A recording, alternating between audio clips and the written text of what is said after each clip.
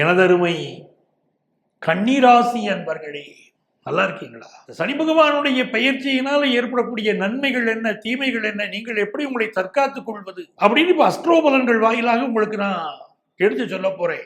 இதுவரைக்கும் அஸ்ட்ரோபலன்களை சப்ஸ்கிரைப் பண்ணாத நேயர்களாக நீங்கள் இருந்தால் அஸ்ட்ரோபலன்கள் சேனலை சப்ஸ்கிரைப் பண்ணிக்கோங்க.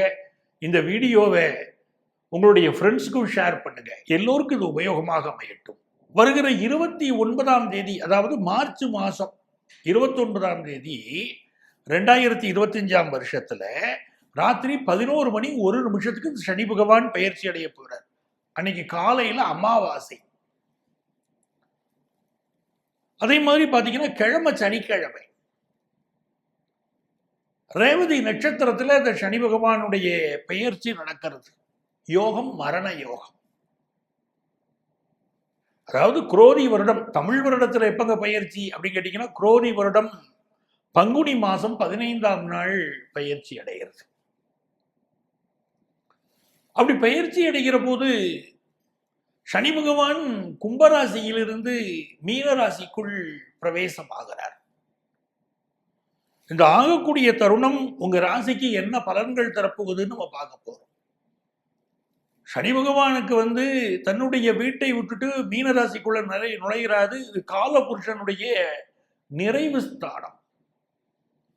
மீனராசிக்குள்ள சனி பகவான் நுழைகிறாரு அப்படின்னு சொல்லிட்டாலே அடுத்த 2.5 ஆண்டுகள் இருக்கு பார்த்தீங்களா, உலக அளவில் பெரிய மாற்றங்கள் வரப்போகுதுன்னு அர்த்தம். எப்பெல்லாம் மேஷராசியில் தன்னுடைய பயணத்தை துவங்கி மீனராசியில் அவர் நிறைவு செய்கிறாரோ அப்பொழுதெல்லாம் உலக அளவிலே பெரிய பெரிய மாற்றங்கள், தாக்கங்கள் அதை கொண்டு வந்து விட்டுருவார் சனி பகவான். ஒரு கம்பெனி இருக்கு அப்படின்னா அதனுடைய கட்டமைப்பே இப்போது மாறும். ஒரு அரசாங்கம் தன்னுடைய கொள்கைகளை வகுத்திருக்கிறது, இப்படித்தான் என்னுடைய பிரஜைகளை நான் நடத்துவேன் என்ற ஒரு அரசாங்கம் சட்டத்திட்டங்களை வகுத்திருந்தால் அந்த சட்டத்திட்டங்கள் எல்லாம் மாறும், கட்டமைப்பே மாறும். ஒரு கம்பெனியை நடத்தக்கூடிய நிர்வாகி தன்னுடைய கம்பெனிக்குன்னு ஒரு கட்டமைப்பு வச்சிருப்பார். இப்படித்தான் இருக்கும், இப்படித்தான் ஒர்க்கிங் நேரம் அப்படின்னு இருக்கும். எல்லாமே மாற்றி விட்டுருவாரு சனி பகவான். அப்படி ஏடா கூடமா நடக்குதுங்க பாருங்க. அப்படி கூட பல மாற்றங்கள் இருக்கும். அதுலயும் இந்த ஆண்டு சனி பயிற்சி நடக்குது பாருங்க. அந்த சனி பகவான் பயிற்சி அடையும் போது சனியோடு சுக்கிரன் சஞ்சரிக்கிறார், சூரியன் சஞ்சரிக்கிறார், ராகு சஞ்சரிக்கிறார். இப்படி இந்த கிரகங்கள் உட்கார்ந்து சஞ்சரிச்சுக்கிட்டு இருக்கு. அன்னைக்கு சந்திரனும் அங்கதான் இருக்கார். சனியோடு இன்னும் 4 கிரகங்கள் சேர்ந்து அங்க அமர்ந்திருக்கிறார்கள் மீனராசியில. 5 கிரகங்களுடைய கூட்டாக இந்த சனி பயிற்சி அமையிறது. ரொம்ப கவனமா இருக்கணும். நீங்க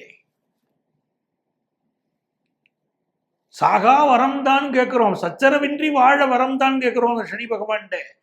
அந்த சனி பகவான் இப்ப மீனராசியில சஞ்சரிக்கிற போது உலக அளவிலே பெரிய அதிர்ச்சிகள், மாற்றங்கள், பூகம்பங்கள் அப்படின்னு பல பிரச்சனைகள் இருக்கு. நான் ஏற்கனவே இந்த ஆண்டுல வருட பலன் சொல்லும் போதே சொல்லியிருந்தேன், உலக அளவில் பல பாதிப்பு இருக்கும். அதுலேயும் குறிப்பாக தென்னாடு, தமிழகத்துடைய தென்பகுதி இருக்கு பாருங்க, பாண்டி நாடுன்னு சொல்லுவோம். அந்த தென்பகுதியினுடைய பாதிப்புகள் இருக்கும். இயற்கை சீற்றங்களோ, வறட்சியோ, இல்லை வேறு வகையான பாதிப்புகளோ, பொதுமக்களுக்கு பாதிப்போ, கடுமையான பாதிப்புகள் இருக்கும். அதுவும் சனி சூரியன் சேர்க்கிறது என்றால் ஆழ்வோருக்கு பிரச்சனை. உலக அளவிலே அரசியலிலே பல குழப்பங்கள் அதெல்லாம் ஏற்படும். எப்படி எப்படி இது ஏற்படுகிறதுங்கிற விளக்கத்தை தான் உங்களுக்கு நான் சொல்ல போறேன்.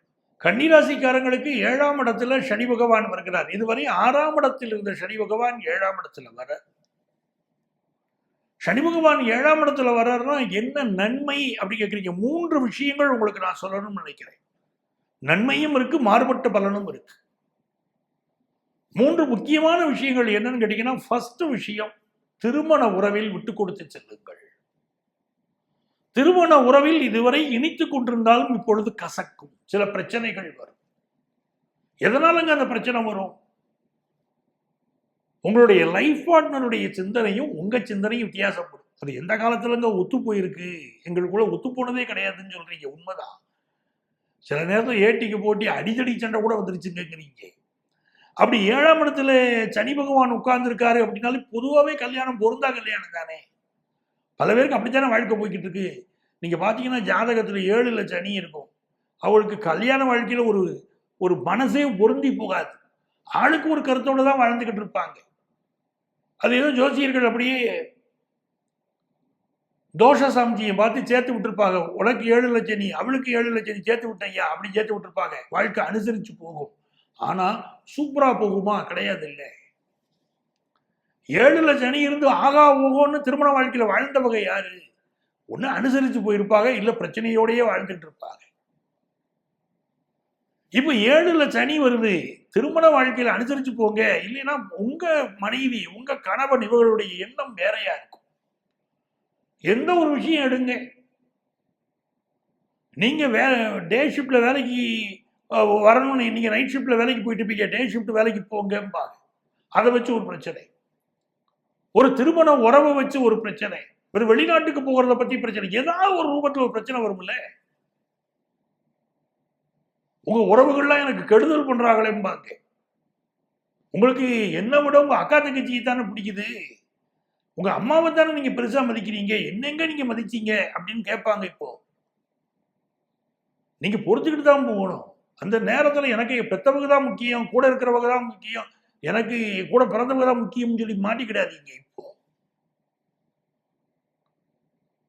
பொய்மையும் வாய்மை கடத்த புரை தீர்ந்த நன்மை வையக்குமணின்னு வள்ளுவர் சொல்லி கொடுத்துருக்காரு. நமக்கெல்லாம் அவர் தான் அப்ப சொல்லி கொடுத்துருக்காரு பாடத்தை. சில நேரங்கள் அப்படிதான் பேச வேண்டி இருக்கும் அப்படின்னு சொல்லியிருக்காரு பாருங்க. இப்ப இந்த சனி பகவானுக்கு விஷயம் என்ன ஆகுது? 7ல் சனி. என்னுடைய அருமையான ஒரு ஜோதிட நண்பர் ஒருவர் பேசும்போது அழகா சொன்னார், 7ல் சனிங்க பிசினஸ் புரிஞ்சு போகுங்க. பல பார்ட்னர்ஷிப் பிரிவுகள் வருவதற்கு காரணமே 7ல் சனி தான். பல கம்பெனிகள் பிரிஞ்சு போனது இந்த 7ல் சனி இருக்கும் போதுதான். பாரு எவ்வளவு உண்மையான கருத்து பாருங்க, கவனமா நீங்க கவனிச்சு பாருங்க, தெரியும். பல குடும்ப உறவுகளும் அப்படித்தான் பிரியுது. கணவன் மனைவி கடையில் விவாகரத்துக்கு அப்ளை பண்ணுவாங்க. நல்ல ஒற்றுமையா தானையா இவங்க இருந்தாங்கன்னா விவாகரத்துக்கு அப்ளை பண்ணிடுவாங்க. லைஃப் பார்ட்னர்கிட்ட விட்டு கொடுத்தே போங்க, சூதானமா இருந்துக்கிடுங்க, பொழைச்சுக்கிடலாம். இந்த வெளிநாடு போற யோகம் சூப்பரா அமையுது. கன்னிராசிக்காரங்களுக்கு அற்புதமா அமையுது வெளிநாடு போற யோகம். வெளிநாட்டுல ஜாப் தேடுறீங்களா? உங்களுக்கு நல்லா கிடைக்கும், நல்லா போய் நீங்க வாழ்ந்துக்கிட முடியும். அதுக்கெல்லாம் யோகம். இந்த 2.5 ஆண்டுகள் உங்களுக்கு நல்ல யோகம் இருக்கு. பிசினஸ் விஷயங்கள் கொஞ்சம் சுணக்கம் இருக்கும். நினைக்கிற அளவுக்கு பிசினஸ்ல முன்னேற்றம் தராமல் சில சுணக்கம் இருக்கத்தான் செய்யும். உங்களுடைய வீடு இருக்கு பாருங்க, அந்த வீட்டை இப்ப புதுப்பிப்பீங்க. சில பேருக்கு சகோதரர்கள் கடையில் சொத்து பிரச்சனை இருக்கும், அந்த சொத்து பிரச்சனை இப்ப தீரும். நீங்க கொஞ்சம் விட்டு கொடுத்து போற மாதிரி தான் இருக்கும், சொத்து பிரச்சனை தீரும். சிலருக்கு இந்த 4ஆம் இடத்தை சனி பார்க்கிறாரு பாருங்க, அப்ப என்ன ஆகுதுன்னு கேட்டீங்கன்னா, இந்த சனி பகவானுடைய இந்த அமைப்பினால உங்க வீட்டை புதுப்பிப்பீங்க, அந்த அமைப்பு இருக்கு. தாயாருடைய உடல் நலத்தில் பாதிப்பு இருக்கும். கன்னிராசிக்காரங்க தாயாருடைய உடல் நலத்தில் அதிக அக்கறை எடுத்துக்கிடணுங்க. இப்போ அதெல்லாம் மிக முக்கியமானது. சார் இதெல்லாம் இருக்கட்டும் சார்,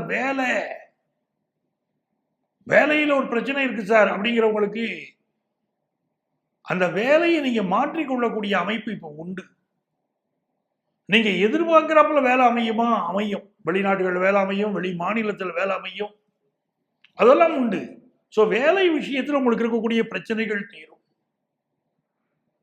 அப்போ நீங்க என்ன செய்துக்கிட்டா உங்களுக்கு மிகுந்த நன்மைகள் வரும், ஒரு வெற்றி சேரும். எங்களுக்கு பிரச்சனை இல்லாம எங்களுக்கு ஓடும் இந்த காலகட்டம் கேட்குறீங்க.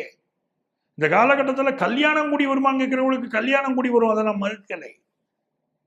திருமண உறவுல அனுசரிச்சு போங்க தான் சொல்றேன். வேலை உங்களுக்கு அமையும், அதுலயும் நல்லா இருக்கு. அப்போ உங்களுக்கு இன்னும் நல்ல முன்னேற்றங்கள் வரணும் அப்படின்னு சொன்னா நீங்கள் யாரை வழிபடணும் கேட்டீங்கன்னா, திரு கொள்ளிக்காடு சென்று வழிபட வேண்டும். ஸ்ரீஸ்வர பகவானை திரு கொள்ளிக்காடு சென்று வழிபடுவது மிக மிக அவசியம். கன்னிராசிக்காரங்களுக்கு ஒரு பிசினஸ் பண்ணிட்டு இருக்கீங்கன்னா, அந்த பிசினஸ்ல ஒரு ப்ராப்ளம் நிற்குது பாருங்க, அங்க பிசினஸ் பார்ட்னர் விலகி போகிறாரு பாருங்க, இப்படிலாம் சூழ்நிலை இருக்கும். குடும்பத்துலன்னா லைஃப் பார்ட்னரால் பிரச்சனை இருக்கும். 2.5 ஆண்டு காலமும் நீங்க வழிபட வேண்டிய தெய்வம் திரு கொள்ளிக்காடு சனீஸ்வர பகவான். அதுதான் உங்களுக்கு பாதுகாப்பு. அப்படி வழிபடுங்கள், வாழ்க்கையில எல்லா நன்மைகளையும் நீங்கள் பெறுங்கள்.